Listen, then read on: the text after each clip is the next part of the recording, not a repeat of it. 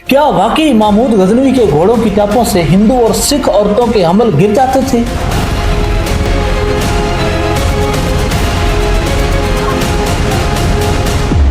या ये सिर्फ कोई किताबी कहानी है? डॉक्टर अल्लामा मोहम्मद इकबाल फरमाते हैं, क्या नहीं और गजनवी कारगे हयात में बैठे हैं कब से मुंतजर अहले हरम के सोमनाथ। आज से 1000 बरस पहले अफगानिस्तान में एक ऐसा मुस्लिम सुल्तान पैदा हुआ जिसने अपने वक्त की सबसे बड़ी इस्लामी सल्तनत कायम की। उसने हिंदुस्तान पर 17 हमले किए, लेकिन ये हमले माल गनीमत की लालच में नहीं बल्कि इस्लाम की सरबुलंदी के लिए थे।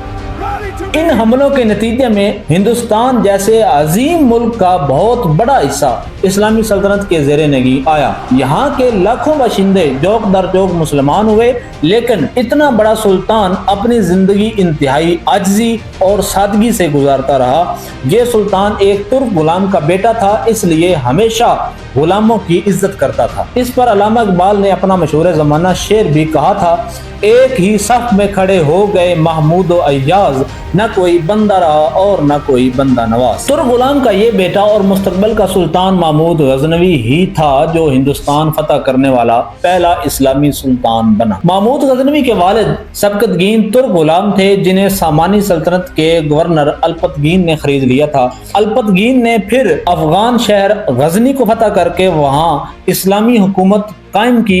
इस दौरान सबकतगीन अपनी जंगी काबिलियत और बहादुरी की वजह से अपने आका की नजरों में आ गए। अल्पतगीन ने उनको अपनी फौज का सिपा सालार बना लिया और उनको हिंदुस्तान पर हमला करने का हुक्म दिया, जहां उनका मुकाबला राजा जयपाल से हुआ। राजा जयपाल की हुकूमत उस वक्त पंजाब से लेकर अफगानिस्तान के मशरकी इलाकों तक फैली हुई थी। इसी जमाने में काबल और गजनी भी हिंदू शाही का हिस्सा थे, लेकिन फिर इन इलाकों को मुसलमानों ने फतह कर लिया था।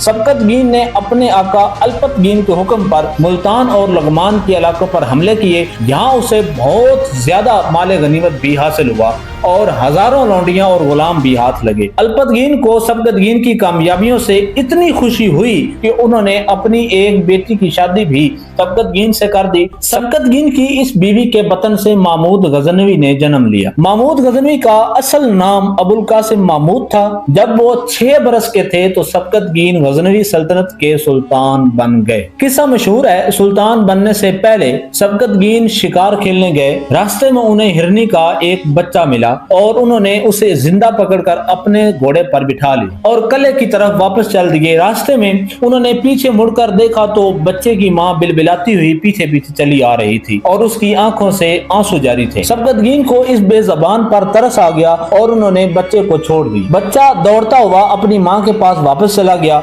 इस रात सबकतगीन को ख्वाब में बशारत दी गई कि वो गजनी के सुल्तान बनेंगे। कुछ अर्सा बाद उनके ससुर अल्पतगीन इंतकाल कर गए और फौज ने सबकतगीन को तख्त पर बिठा दिया। यूं ये बशारत पूरी हुई। उन्होंने तकरीबन 20 बरस गजनी की सल्तनत पर हुकूमत की। इसी दौरान उन्होंने अपने बेटे महमूद गजनवी की भरपूर जंगी और सियासी तरबियत की। महमूद गजनवी एक होशियार और दलेर नौजवान थे। उन्होंने जंगी महारत में ऐसा नाम पैदा किया कि देखने वाले अशश कर उठे। वो इतने भारी भरकम हथियार भी उठा लेते थे जिन्हें उठाना किसी दूसरे के बस की बात ही नहीं थी। हत्ता कि उनका नेजा भी आम नेजों से भारी हुआ करता था। जब सबकतगीन ने देखा कि महमूद गजनवी जंग के काबिल हो गए तो सबकतगीन उन्हें साथ ले जाकर राजा जयपाल से लड़ने चले गए। उधर जयपाल भी अपनी ताकत के नशे में चूर एक बहुत ही बड़े लश्कर के साथ मुकाबले पर आ गया। दोनों लश्कर आमने सामने आए तो तादाद का फर्क साफ नजर आ रहा था। मुसलमानों का लश्कर जयपाल के सामने यूं था जैसे हाथी के मुकाबले में चूंटी। इतने छोटे लश्कर के साथ इतनी बड़ी फौज को हराना नामुमकिन नजर आ रहा था। सबकतगीन भी परेशान थे, लेकिन महमूद गजनवी का होशियार ज़हन दुश्मन से निपटने की तरकीब सोच रहा था। किसी ने बताया कि जयपाल के लश्कर के करीब जो पानी का चश्मा है, अगर उसमें गंदगी डाल दें तो बर्फबारी शुरू हो जाएगी। इससे राजा जयपाल की फौज, जिसके ज्यादातर नौजवान पंजाब से ताल्लुक रखते हैं और सर्द मौसम के आदी नहीं है, ये फौज बेकार हो जाएगी। महमूद गजनवी ने अल्लाह का नाम लेकर इस तरकीब पर अमल किया। जैसे ही चश्मे में गंदगी डाली गई तो मुआवजा हो गया और वाकई बर्फबारी शुरू हो गई। राजा जयपाल की फौज में तबाही फैल गई। سردی سے مویشی مر گئے، ہزاروں سپاہی یا تو ہلاک ہو گئے یا شدید سردی میں لڑنے کے قابل نہ رہے۔ راجہ جے پال نے گھبرا کر 10 لاکھ درہم اور 50 ہاتھیوں کے بدلے سبکتگین سے صلح کر لی، لیکن جے پال ایک دھوکے باز شخص تھا۔ وہ صلح کے بہانے صرف وقت حاصل کر رہا تھا۔ وہ 10 لاکھ درہم کی ادائیگی کے بہانے لاہور چلا گیا اور وہاں پہنچتے ہی اپنا وعدہ توڑ دیا۔ اس نے دہلی، اجمیر، کالنجر اور کنوج کی ہندوستانی ریاستوں کی مدد سے 1 لاکھ کا لشکر تیار کیا اور افغانستان پر حملہ کر دیا، لیکن سبکتگین اور محمود غزنوی نے اس فوج کو ایسی عبرتناک شکست دی کہ جے پال کے قدم افغانستان سے اکھڑ گئے، بلکہ پشاور تک سارا علاقہ افغانوں کے قبضے میں چلا گیا۔ 1023 عیسوی میں سبکتگین کا انتقال ہوا تو ان کی جگہ محمود غزنوی حکمران بنے۔ ان کے بھائی اسماعیل نے انہیں تخت سے ہٹانے کی کوشش کی، لیکن محمود غزنوی نے اسے شکست دی۔ جب اسماعیل کو زنجیروں میں جکڑ کر محمود غزنوی کے سامنے لایا گیا تو اپنے بھائی کو اس حال میں دیکھ کر ان کا دل پگھل گیا۔ انہوں نے اسماعیل سے پوچھا، بتاؤ اگر جنگ میں تم جیت جاتے تم مجھ سے کیا سلوک کرتے؟ اسماعیل نے کہا، میں تمہیں ایک ایسے قلعے میں قید کر دیتا جہاں عیش و آرام کے تمام سامان موجود ہو۔ محمود غزنوی نے بھی ایسا ہی کیا۔ اسماعیل کو مزار شریف کے قریب ایک قلعے میں نظر بند کر دیا۔ اس قلعے میں اسماعیل کو ہر طرح کی سہولت حاصل تھی، بس وہ قلعے سے باہر نہیں جا سکتے تھے۔ اس قلعے میں اسماعیل کی وفات ہو گئی۔ یوں محمود غزنوی نے غزنی کا تخت سنبھال لی، لیکن ان کے دل میں تاج و تخت کی نہیں بلکہ اسلام کی محبت جوش مار رہی تھی۔ وہ دیکھ رہے تھے کہ ہندوستان کے لاکھوں لوگ بت پرستی کی جہالت میں ڈوبے ہوئے ہیں، ان کے دل اسلام کی روشنی سے خالی ہیں۔ محمود غزنوی نے فیصلہ کر لیا کہ وہ ہندوستان کو فتح کریں گے اور وہاں کے باشندوں کو بت پرستی سے نکال کر دین فطرت کی طرف لائیں گے۔ سلطان بنتے ہی انہوں نے ایک منت مانی۔ انہوں نے کہا کہ اگر ان کی سلطنت میں امن ہو جائے تو ہندوستان میں بت پرستوں کے خلاف جہاد کریں گے۔ پھر جیسے ہی ان کی سلطنت میں امن قائم ہوا تو انہوں نے ہندوستان پر تابڑ توڑ حملے شروع کر دیے۔ ان کا پرانا دشمن راجہ جے پال ابھی زندہ تھا اور محمود غزنوی کا پہلا مقابلہ اسی سے ہوا، لیکن انہوں نے پشاور کے قریب جے پال کو ناکوں چنے چبوا دیے۔ اس پہلی جنگ میں اتنا مال غنیمت ملا کہ غزنی کی سلطنت مالا مال ہو گئی۔ ہیروں سے جڑے 16 ہار جن کی قیمت 6 لاکھ دینار تھی،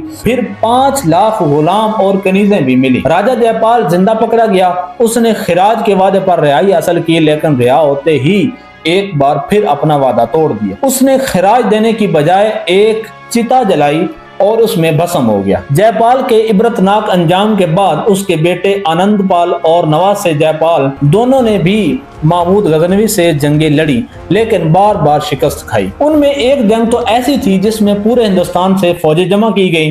پورے ہندوستان میں منادی کی گئی کہ ہندوؤں کو مسلمانوں سے بچانا ہے تو دیوتاؤں کے نام پر اس کی فوج کی مدد کرو۔ اس منادی کے جواب میں ہندو عورتوں نے اپنے زیور تک پگھلا کر فوج کو سونا اور چاندی بھیجی۔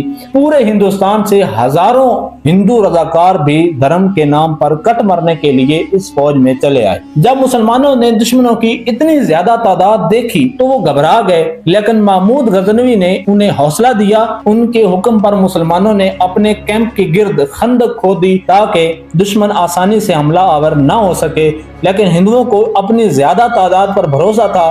وہ تیروں کی بارش میں خندق پار کر کے مسلمانوں پر ٹوٹ پڑے۔ محمود غزنوی نے یہ صورتحال دیکھی تو اپنے رب کو مدد کے لیے پکارا اور پھر غیبی مدد آن پہنچی۔ راجہ آنند پال کے ہاتھی جنگ کے شور سے بفر گئے اور اپنے ہی سپاہیوں کو روندتے ہوئے میدان جنگ سے بھاگ گئے۔ یہ دیکھ کر ہندوستانی فوج میں بھی بھگدڑ مچ گئی اور سارے سپاہی بھاگ نکلے۔ میدان ایک بار پھر مسلمان سپہ سالار کے ہاتھ میں رہا۔ اس تاریخی فتح کے بعد محمود غزنوی ہندوستان میں شہر پر شہر فتح کرتے چلے گئے۔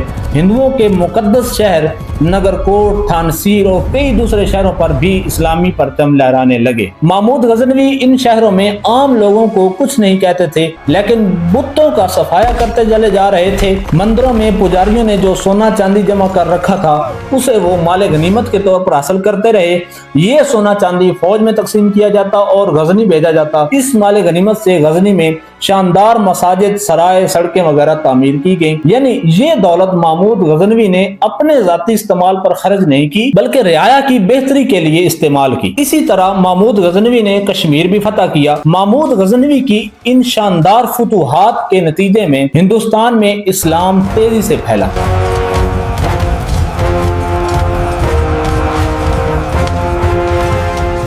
मुसलमानों के हुस्न सलूक को देखकर हिंदुस्तान के लाखों बाशिंदे मुसलमान हुए। हिंदुस्तान की फुतूहात की खबरें जब इस्लामी खिलाफत के मरकज बगदाद पहुंची तो वहां पर जश्न मनाया गया। अब्बासी खलीफा अल कादर बिल्लाही ने शहर के मुसलमानों को जमा करके उनके सामने महमूद गजनवी के शानदार कारनामे सुनाए। खलीफा ने महमूद गजनवी को अमीनुल मिल्लत यानी मिल्लत इस्लामिया का अमानतदार और यमीनुद्दौला के अलकाबात दिए और एक शाही खलत भी बतौर इनाम भेजी। इसी दौरान महमूद गजनवी लाहौर फतह कर चुके थे। उन्होंने लाहौर को महमूदपुर का नाम दिया और अपने गुलाम अय्याज को इसका हाकिम बनाया। अय्याज ने शहर में एक कला तामीर किया और इसके गिर्द फसील बनवाई। इसी दौर में सूफी बुजुर्ग हजरत दाता गंज बख्श अली हुजवेरी अफगानिस्तान से लाहौर तशरीफ लाए। आज उनका मजार लाहौर की पहचान है। इसके अलावा मशहूर साइंसदान और जोग्राफियादान अल बैरूनी भी इसी दौर में अफगानिस्तान आए थे और महमूद गजनवी उन्हें अपने साथ हिंदुस्तान ले आए। यहीं अल बैरूनी ने दरियाफ्त किया कि वादी सिंध कभी समंदर का हिस्सा रही थी। इसी तरह यहीं उन्होंने जमीन की लंबाई चौड़ाई के बारे में भी अंदाजे लगाए। लेकिन महमूद गजनवी का सबसे बड़ा कारनामा जिसके लिए उन्हें रहती दुनिया तक याद रखा जाएगा वो था सोमनाथ के मंदिर पर हमला। भारतीय रियासत गुजरात में आज भी सोमनाथ के नाम से एक मंदिर मौजूद है जो समंदर के किनारे बना हुआ है। ये उसी मंदिर की जगह बनाया गया है जिसे महमूद गजनवी ने तबाह किया था। महमूद गजनवी के दौर में सोमनाथ हिंदुओं का सबसे मशहूर मंदिर था। हिंदू वहम परस्तों का यकीन था कि इस मंदिर को कोई भी फतह नहीं कर सकता। इसमें सोने चांदी के ढेर लगे थे। मंदिर के दरवाजे संदल की लकड़ी के बने हुए थे। महमूद गजनवी ने जब इस पर हमला किया तो हजारों हिंदू राजपूत इसके दिफा के लिए जमा हुए। उनके लिए ये मरने मारने वाली सूरत हाल थी क्योंकि उनके धर्म का सबसे अहम मरकज खतरे में था। उन्होंने 3 रोज तक मुस्लिम लश्कर का इस बेखौफी से मुकाबला किया कि एक बार तो सुल्तान जैसा बहादुर भी परेशान हो गया। जब सुल्तान ने ये सूरत हाल देखी तो एक बार फिर अपने रब की बारगाह में आजिजी के साथ सर झुकाया। उन्होंने ईरान के सूफी बुजुर्ग शेख अबुल हसन खिरकानी की चादर को हाथ में लिया और इसे वसीला बनाकर दुआ की। इस दुआ के बाद मुस्लिम लश्कर हिंदू फौज पर हावी होने लगा। हिंदू फौज भाग निकली और मुसलमानों ने सोमनाथ फतह कर ली। कहते हैं इसी रात महमूद गजनवी को ख्वाब में शेख अबुल हसन खिरकानी की ज़ियारत हुई। उन्होंने कहा, ऐ महमूद, तूने मेरी चादर की आबरू रख ली है। अगर तूने फतह की बजाय तमाम गैर मुस्लिमों के इस्लाम ले आने की दुआ की होती तो वो भी कबूल हो जाती। सोमनाथ की फतह के बाद सुल्तान सोमनाथ के मंदिर में दाखिल हुए। उन्होंने वहां एक 9 फुट ऊंचा मुजस्मा देखा। उन्होंने अपनी भारी भरकम गुरज से, जिसे आम लोग नहीं उठा सकते थे, एक ही ज़रब से मुजस्मे की नाक तोड़ दी। उसके बाद उसने हुक्म दिया कि बुत के 2 टुकड़े गजनी भेजे जाएं। एक टुकड़े को जामे मस्जिद की दहलीज पर फेंक दिया जाए और दूसरे को मेरे महल के सदर दरवाजे पर रख दिया जाए। मंदिर के ब्राह्मण पुजारियों ने इस बुत को बचाने के लिए सुल्तान को सोने की रिश्वत पेश की। इस पर सुल्तान गजबनाक हो गए और फरमाया, मैं तारीख में बुत फरोश नहीं बल्कि बुत शिकन कहलाना चाहता हूँ। पुजारियों की एक ना चली। इस 9 फुट के बुत को तोड़ दिया गया। जब वो तोड़ा गया तो उसके अंदर भरे हुए हीरे जवाहरात बाहर निकलने लगे। ये दौलत पुजारियों ने इस बुत में छुपा रखी थी, लेकिन अल्लाह चाहता था कि ये दौलत मुसलमानों के काम आए, इसलिए ये बुत टूट गया। ये दौलत मुसलमानों को मिल गई। मंदिर से सोने चांदी के छोटे बड़े मजीद बुत इतनी बड़ी तादाद में मिले कि उनकी कीमत का अंदाजा लगाना मुश्किल। सोमनाथ के कीमती संदल के दरवाजे भी मुसलमानों ने उखाड़ लिए और उन्हें गजनी ले गए। सोमनाथ की शानदार फतह से महमूद गजनवी ने अपनी कसम पूरी कर दी थी कि वो बुत परस्तों के खिलाफ जिहाद करेंगे। इसके चंद बरस बाद ही 29 अप्रैल 1030 ईस्वी को 63 बरस की उम्र में इस अजीम सुल्तान का इंतकाल हो गया। उन्हें गजनी में कसरे फिरोजी में दफन किया गया। 1974 में जब सुल्तान महमूद गजनवी के मकबरे को मुरम्मत के लिए खोला गया तो देखने वाले दंग रह गए कि सुल्तान का जस्द खाकी अंदर सही सलामत मौजूद था। ये बहुत बड़ा मुअज्जा था जिसे अकल तस्लीम नहीं करती, लेकिन दिल वालों के लिए ये एक हकीकत है। रिवायात बताती है कि महमूद गजनवी ने अपनी जिंदगी में हिंदुस्तान पर तकरीबन 17 हमले किए। कहा जाता है कि जब वो अपने लश्कर को लेकर हिंदुस्तान का रुख करता था तो उसका हैबत और जलाल इतना था कि उनके घोड़ों की टापों से हिंदू और सिख औरतों के हमल भी ज़ाया हो जाते थे।